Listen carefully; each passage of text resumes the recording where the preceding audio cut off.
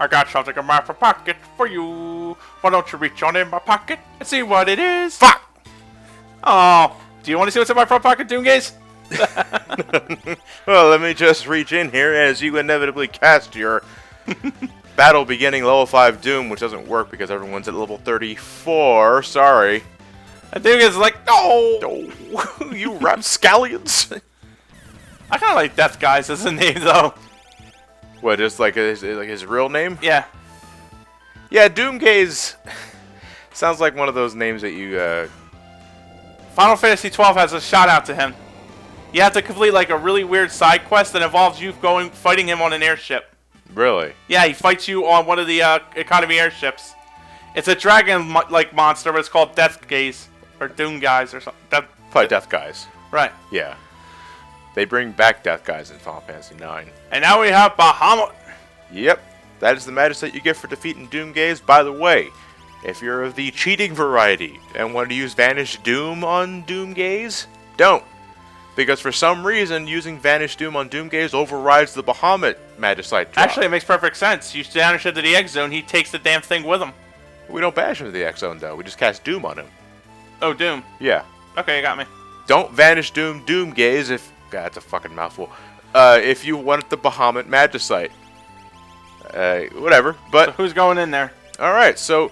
This is our next destination, the place that we've been teasing for a little bit now. Emperor Gastel's painting told us about a mountain that... Gastel? Emperor Gastel. Alright. Emperor Gestel's painting told us about the mountain that formed the shape of a star, and the kooky old man in the last part told us a little more about it, but we're finally going to it today, This is folks. a two-party thing, or you can't do three? No, this is a two-party thing, yeah. Split into two groups as we explore the Phoenix Cave. Locke would have to be difficult, wouldn't he?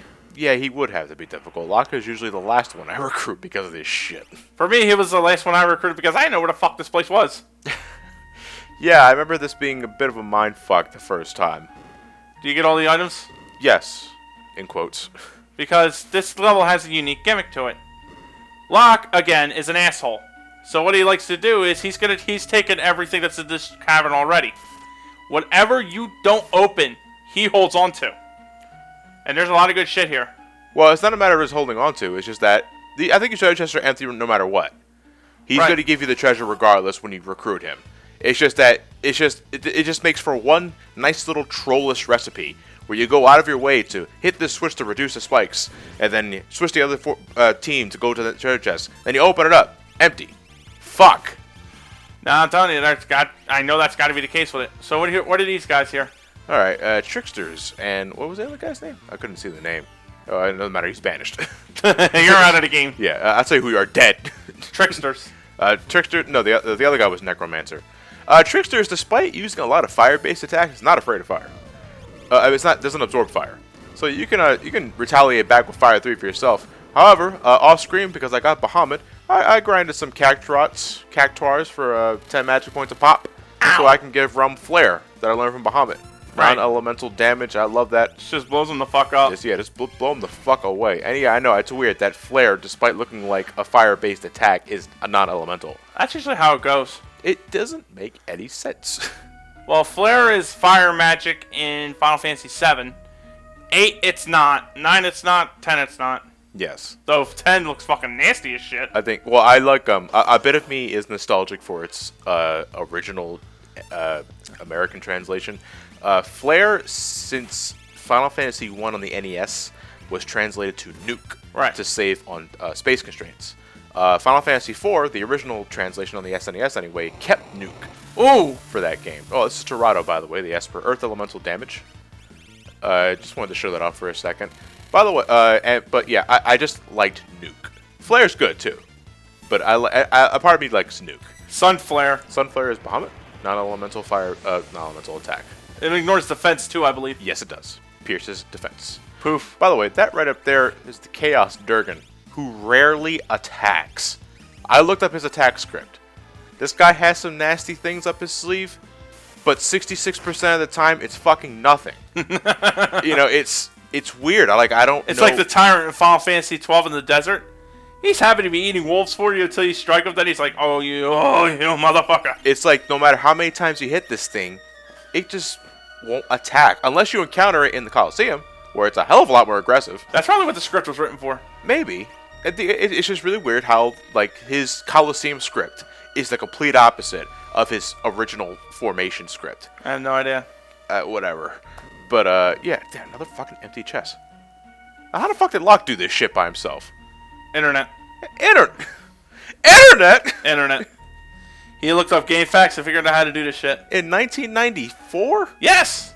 Ye old game facts. The old facts, the old dial-up. The old frequently asked questions. Anyway, so you have to hit that switch to reveal this bridge. Hey, there's a treasure. If you decide to go up to that treasure chest without forming that bridge, there's actually a pit hole. Ooh. And you fall right through on top of those spikes right there, actually, to the left. Which I believe doesn't hurt you. I bet the spikes don't hurt you, my ass. Because I did a test playthrough of the Phoenix Cave, just to refresh my memory. Phoenix Cave is not really big of an area, but I wanted to do it anyway. And I fell into the spikes because, wah. And then I looked at my my configuration menu, and I didn't lose any HP. Wow. So I'm thinking it doesn't, or maybe I don't know. Yeah, it's acupuncture. Yeah, it is 500, falling 500 feet from the air and landing on the spikes is therapeutic. Sea flowers, what do these guys do? Sea flowers, despite the way they look, you think they'd be afraid of fire. They're not actually. They absorb fire. Watch out. I'm about to demonstrate that right now. But they don't like catch ice. fire. Watch me do it and see why. Yeah, I'm telling you this in hindsight. Hey, not nothing. They do look very flammable. Fireproof flowers. God help us all. That's something that should be in a Final Fantasy VI remake. Edgar Stigraran. It's like fireproof flowers. God help us all. Yeah, our god is Kefka. Ooh. God damn you. God damn it! I resent that! Oh, those things are pricks. Realm just got Quake? Yeah, because she has Terato equipped as an Esper. Terato is a bit of a weird combination. You got Quake, which is the Earth Elemental ability, which makes sense for Terato, given he's an Earth Elemental Snake. And then he teaches you Quarter and Graviga. I think he specializes around percentage-based damages, it seems. I suppose. Well, no, Quake doesn't just. Quake just outright fucking hurts. Oh, okay. But anyway, I'm gonna utilize the save point glitch right here. What did you do? 99. How did you do that? So when one formation is on top of a save point, the game acts as if both parties are on the same point. So you can save anywhere with the second team, and you can use tent anywhere with the second team, as long as one team is on the save point. On the save point. All right. Yeah. Because the game script isn't realizing that both of them aren't on there. Yeah. Okay. So yeah, utilize that trick to your advantage whenever you got a cave formation that splits into separate parties. And yeah, spoiler warning, this is not the only game that does this. But you'll see more about that in about, I would 12 say, parts? Yeah, we're not that far off, folks, because we're closing off the World of Ruin relatively soon. We only got like 2 or 3 more major areas of interest after the Phoenix Cave. Tales of interest. Tales of interest.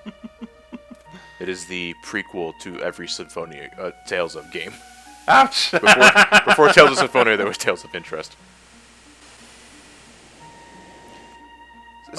You cooled off the lava flow. Yeah, we it's not really well animated. Lava is not water, folks. Yeah. It doesn't work that way. Yeah, it's first off, the room is still incredibly fucking hot. The steam would melt your skin off. But thank God it's Final Fantasy. What happened there? It's not really animated well. But all the water that was from that reservoir pretty much poured into the lava. That would still evaporate and still not be enough. No, I don't think it would be enough. But it's Final Fantasy. Either way, the path is now accessible to just walk on foot because we can touch it. But yeah, there's a dragon in here. Showtime. Alrighty then. This one's actually spelled Red Dragon. Oh shit. Oh, this must be serious business. No, don't look it. Red Dragon. Can you runic him? You can if you want to. I don't think you waste your time. This guy has such an abysmal weakness to ice. You'll kill him in no time. And I got a lot of fire absorbing equipment on. Could have fooled me because 2 of your characters just got torched. What? Edgar and Shadow? That guy's paltry damage compared to what I'm doing to him. Edgar's like, oh, thank God it's not lightning. Thank God it's not lightning. Yeah, I can get fucking torched in the head. Like, I'm not going to miss my hair. But goddamn, it's not lightning, and that's all that matters. LOL. Celeste's like, yeah. She just flipped him off with the shield up. Give him the burr while the shield's up. Freeze. Yeah, if you have fire absorbing equipment here, you're not losing this fight.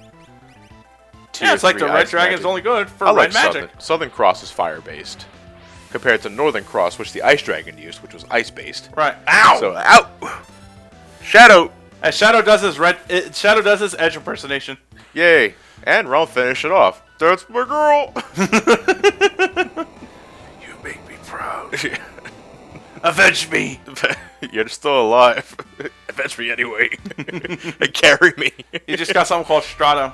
Strato is a sword for Cyan, if I recall correctly. I believe that's the one where 1 in 8 chance of doing a winded blade attack, or is that Tempest? That's Tempest. Sorry. Yeah, which is also essential for doing the Wind God Gao exploit. Wind God Gao. Wind God Gao. Dragonhorn, does that improve the power of jump attacks? It changes your jump attack to continuous jump attack. Sometimes you can jump up to 2 times, sometimes up to 4.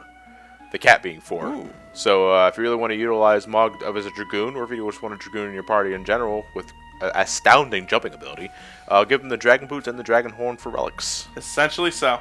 Yep. Oh, thank God this don't hurt. Yeah, let's see him try and take this, you fucking treasure hunter. Yep. So by the... yeah. I rip your lungs out. It's me, Celeste. I rip your lungs out. What? Would you sleep with me? What the hell? If you just interact with the character for some reason, it causes them to spaz out like that. I have no idea. Anyway, we got another ribbon. Always good to have those. Absolutely. You always want to get as many ribbons as you can, because you never know when an optional dungeon might bend over and fuck you in the ass. Particularly a nasty tower of sorts. Yeah. What are these? Phase, the fucking golden Buddha heads up top. Can cause a lot of problems. It got the smirk, cause a stop, and you can't run away from the battle while You it's threw under the Imperial. Yeah, it's fine. It'll be fine. But whenever the damn... I think it's phase that prevents you from running away from the battle. So I gotta kill this guy. Look how much... Look at all the shit they're piling on top of me. Celeste is a zombie. Edgar can't stop doing the cha-cha, and he can't move. Realm, on the other hand, is taking some time to cast a spell. So fuck this. And there's a fucking dragon on the screen. The dragon's like your legal guardian. I mean, Enough of look, this shit. I got this. You guys are a mess. Hey, quit dancing. You look like a fool. Yeah. You're glowing so fabulously pink. He does go with pink. Yeah, I gotta say, it's a nice little contrast to his royal blue cloak. Yeah, royal blue. Anyway, we're just about done with the Phoenix Cave, though, folks. Do we find a phoenix in this? We find the guy looking for the Phoenix. Hey, there he is. Now, this in terms... It only took the world ending for you to get your priority straight, huh, Locke? Now, this, again, because of the very side quest heavy nature of Final Fantasy VI, we got more vanilla dialogue here. And this is an instance where I wish there was a little more interaction between Celeste and Locke, depending on their relationship. Right. You know, because, remember, Celeste attempted suicide. And it was only because that she found Locke's bandana attached to the carrier pigeon that instilled her with hope. Because she, you know, spoiler warning, loves Locke. But there's barely any interaction here. The only thing Celeste says is that Magicite is to revive Rachel, isn't it? Hi there. Yeah. Yeah, that's pretty much what it is. You're absolutely right. And, you know, that bums me out. I just wish there was a little more back and forth. Better that than Celeste being the crazy jealous type. True. She's alive! Doink! No, she's not. Oh, sorry. She was accidentally decapitated. Your sword is bloody. Well, actually, I think Fiend. they go out and say like the Phoenix Magicite we just found. They go out and point twice that it has really deep cracks. In other words, you're not going to have a whole lot to do with this. Yeah, it may or may not work. If you, wait, it doesn't work here, but it works for us in the future. Oh, I see where we're in. That's right. What if you accidentally just get like a headless phoenix when it comes out? Yeah. What'd you think? The Magicite had cracks in it. I lost my luster a long time ago, baby. Imagine the phoenix had like a shattered mosaic. Locke, you... Ah! Locke? Ah! I can't move anything! Locke, I smell really badly. It's only going to get worse, honey. Yep. No, and now Rachel's got to leave again soon. But it's okay. It was a magical revive. Yeah. So muscular dystrophy is not a thing. And she smells like roses. Or there could be the roses up there. There could be the roses in the room. Yeah. Actually, it could be because I'm plugging my nose. But I'm sure you smell nice, honey. Anyway, the Phoenix, the Magicite, because it had so many cracks in it, I always took it, only gave Rachel a few moments to talk with Locke. But it's just enough time for Rachel to tell Locke, you gotta let me go, baby. Locke, I'm grateful and I'm thankful. But I'm dead. Yeah, you kept me on this bed for years. So Rachel chooses to sacrifice herself to restore the Phoenix Magicite. I don't know how that works, but hey, yeah, I'll take it. Whatever. We already got magic in this world. It's a powerful scene, though, in all fairness, despite me not trying to shit on it. And I do like how, like, it's a very small thing, but like the way these three star. Because it also gives Locke closure. Yes, it does. So, Locke, what have we learned? Don't keep dead girlfriends in basements? Okay, Locke, that's halfway part of it. You seem to be feeling better about yourself. Phoenix downs are cheaper? Yeah. All this, I could have done a Phoenix down. Yeah, seriously. Yeah, you know, just maybe, yeah, just tickle the nose of Rachel. You didn't even try that, did you? I wonder if that's how Phoenix downs work in Final Fantasy VII. Yeah, it's like smelling salts. it's like man down. Or it could be like an adrenaline shot, because let's assume like the Phoenix down like quills, like you know, old-fashioned writing quills. So it's a bit of a sharp end. Stick that right in the chest, and they go right up. I can work in minor text. And ladies and gentlemen, we are now in the middle of a thunderstorm. Fitting for this. Yeah, it just now started raining really heavily. Yes, it did, and I gotta go out and that if you hear any sort of pit pat and clitter clat, that's the rain hitting the back of my AC. But it should be fine. I remember back when we recorded Mega Man X3. In the other room. In the other room with the fucking drainage pipe. And we had to mute the mic every time we weren't talking, just so that the mic wouldn't pick up that fucking drainage pipe, which was installed inside the house. Oops. So Locke is back, and now every item that you opened up in there is now yours. Flame Shield, Valiant Knife. Hey, Valiant Knife. Oh yeah, I like the Valiant Knife. It's kind of like Locke's ultimate. It's kind of like Locke's version of the Atma weapon. Right. Where its damage is determined on your max HP. I think it also ignores row. Yep. But another sweet thing about it is that it ignores the damage algorithm of the offering. So if you pair the Valiant Knife with that, Locke is going to hit like a truck. He's going to hit like a truck. And I also think if you combine the offer ring with the sneak ring or the Genji glove. with the Thieves from Stigley, that changes your attack command to like steel. Regular steel. That's like 4 separate steel attempts. Or at least 4 steel attempts, but with Locke, 0 times 4 is 0. It is? I thought it was 0 plus 4. No. So what are we doing back in Snowtown? We're back in Snowtown here. Not just spit in the bucket, but do you remember we couldn't? What if you just drank out of the damn town toilet? We couldn't go through some of the doors because they're all locked, and kicking down doors is not a thing. And you can't blow them away with Fire 3. No, or Flare, or Bahamut. We need a treasure hunter or a thief to pick the locks. And Locke is the only one that fits the bill. So, when you got Locke in your party, head back to Narche, if you haven't been there yet already, and take him to the doors. The weapon shop is where you'll want to go to, because there's someone waiting for us here. By the way, Narche is an absolutely miserable place now that everything's gone. Yeah, there's only 2 people here. This guy right here, who's been waiting for us, he's offering us a Magicite, Ragnarok. Ooh. However, he can also melt it into a sword that'd be really powerful. So you got a choice. You take the Magicite Ragnarok, or you turn it into the sword. If you decide to take the sword, it is a powerful sword, but it's one of those, it costs MP to do critical hits. You can also bet it at the Coliseum repeatedly to get multiple Illuminas. Yes, you can get, Illuminas, or Lightbringers, I believe what they call in the advanced translation. Right, which is the best sword basically one of the strongest swords of the game. Yes, it is. So there are benefits. I say one of the strongest because you get a whole slew of ultimate weapons now in the Final Fantasy VI Advanced port where that may or may not be the case, but Lumina is still a damn good sword. You can also steal Illuminas.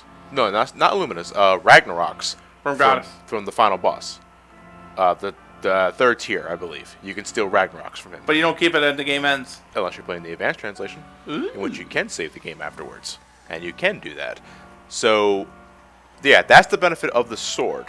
The Magicite, on the other hand, is an Esper, known as Ragnarok. It comes down like a giant sword. Yeah, it comes down like a giant sword, and it can metamorph enemies into items. Now, if you know the right enemies, you can get some really lucrative items with that. But the real kicker is that it teaches you Ultima at a times 1 rate. Of course. But Ultima is the best spell in the game. Right. You know, barrier piercing, defense ignoring. Just fuck. And you don't have to. And you don't have to fuck around with your equipment, so you make merchant to try to work around Merton or shit like that. Yeah, it's just fuck you the spell. Right. And it is awesome. Now, if you decide to get the sword, you're not out of Ultima. There is another way you can get Ultima, the spell. You can grind Terra to level 99, where she learns Ultima naturally, which I wouldn't recommend doing. Or, Celeste. as we'll get part 1 of this method here, this gold guy is the only other person in Narche. He gives us the Cursed Shield. Right. The Cursed Shield, when equipped, inflicts every nasty status effect in the book on you, and puts you on a condemned countdown. Now, you can counter most of that, except the countdown, with the ribbon. So if you have the Cursed Shield equipped with the ribbon, you ignore most of the bad status effects. The thing is, though, if you fight 255 battles with the Cursed Shield equipped, you break the curse, and it becomes the Paladin Shield. The best shield in the game that also teaches you Ultima at a times 1 rate. Right. So that's another way you can learn Ultima. And I understand 255 battles is a pretty miserably long thing that sounds. And Not really. It's actually pretty short. It is the best place to grind the enemy. The grind for the Paladin Shield is the Solitary Island. The place that Celeste woke up into the World of Ruin. Why? That's where you find Bannon, right? That's where that's where Celeste woke up in the World of Ruin with Sid. Yeah, the Solitary Sid, Island. the Emperor, right? No, Sid the dead uncle. Nah, Sid was the Emperor. No, Sid was the dead uncle, the one that I killed. But the enemies kill him, there, you did your best. Yeah, the enemies there are very weak, and they have instant stat status, so the battles will go by really fast. That is the best place to grind for the Paladin Shield. It's a pain in the ass, but the reward is worth it because the Paladin Shield is fucking incredible. I'll show it off more later because I am getting the Paladin Shield later. Not this part, but later down the road. I imagine after 255 battles, it's going to take some time. Yeah, I'd imagine so. At this point, I really wish I was playing off an emulator so I could just speed up, but I can't. So basically what happens here is if you mimic the Ragnarok Esper, you get multiple tries at it. Yes. So why am I metamorphosizing a Slam Dancer? Well, because Slam Dancers can be morphed into either tonics, or potions in the advanced translation, or Marvel Shoes, otherwise known as Miracle Shoes. I would have thought Marvel Shoes would have turned you into a Marvel character. Yay! Got it! That took a while. And honestly, sometimes it's a bit of a crapshoot because it's not a matter of Ragnarok transforming the Slam Dancer into the right item. You have to hit it too. There's a hit rate. It's like stealing. What do Marvel Shoes do? Marvel Shoes is haste, protect, shell, and auto regen. Wow! All in one pair of shoes. Those are some nice shoes. What are they, fucking Jordans? It's a miracle these shoes exist. But yeah, they are called Miracle Shoes in the advanced translation. You can also get them by betting a rename card in the Coliseum. You can get a rename card by, I want to say, betting... Mog. Yeah, betting. Mughal on black. Marvel. Don't give me that. I want those Miracle Shoes. Anyway. I see Setzer doing that. Next part, we're going to climb a tower. As soon as we win Mog back from the pawn shop. Yeah. See you then. Have you seen this Mughal?